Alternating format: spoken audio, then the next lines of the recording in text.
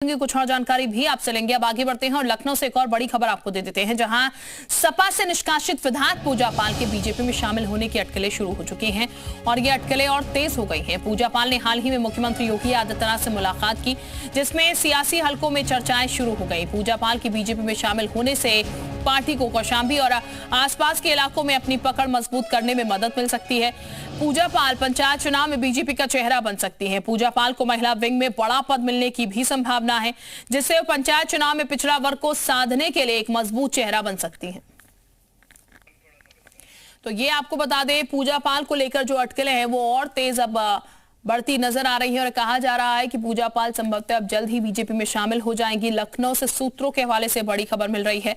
ये बता दें, महिला विंग में उन्हें एक बड़ा पद मिल सकता है, ऐसी भी जानकारी है। पंचायत चुनाव में पूजा चेहरा बन सकती हैं। पिछड़े वर्ग को साधने का प्लान तैयार हो रहा है।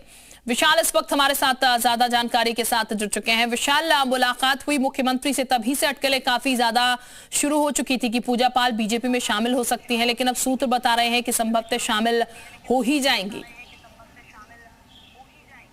नहीं, देखिए ये इसलिए भी हो रहा है क्योंकि पूजा पाल को निष्कासित कर दिया है सपा ने। ऐसे में अब विधानसभा अध्यक्ष की तरफ से उनको इंडिपेंडेंट एमएलए जैसे ही करार दिया जाएगा, उसके बाद वो उनकी बाध्यता खत्म हो जाएगी कि वो किसी भी दल के साथ वो जा सकती हैं। मतलब बीजेपी के साथ उनका जाना बिल्कुल तय है और ये कहा जा सकता है कि बस समय का थोड़ा सा इंतजार किया जा रहा है। ये भी कहा जा रहा है चूँकि पीडीए कार्ड के तौर पर पूजा पाल को आगे लाया जा सकता है बीजेपी की तरफ से। चूँकि अगर हम बात करें तो प्रयागराज का जो पूरा क्षेत्र है, चाहे वो प्रयागराज, कौशाम्बी, प्रतापगढ़, यहाँ पर जो है पूजा पाल को आगे रखकर कुछ बड़ी रैलियां जो हैं, कुछ बड़े कार्यक्रम जो हैं वो किए जा सकते हैं। महिला विंग में भी कुछ जगह दी जा सकती है या पार्टी में भी जो है किसी कोई पद दिया जा सकता है, इसको लेकर भी चर्चा है। हालांकि पूजा पाल मौजूदा समय में विधायक हैं, ऐसे में इंडिपेंडेंट जैसे ही विधानसभा अध्यक्ष जैसे राकेश प्रताप सिंह, मनोज पांडे और अभय सिंह को इंडिपेंडेंट किए हैं, तो वैसे ही अगर आदेश ये जारी कर देते हैं तो उसके बाद ये बाध्यता जो है वो खत्म हो जाएगी, क्योंकि दल बदल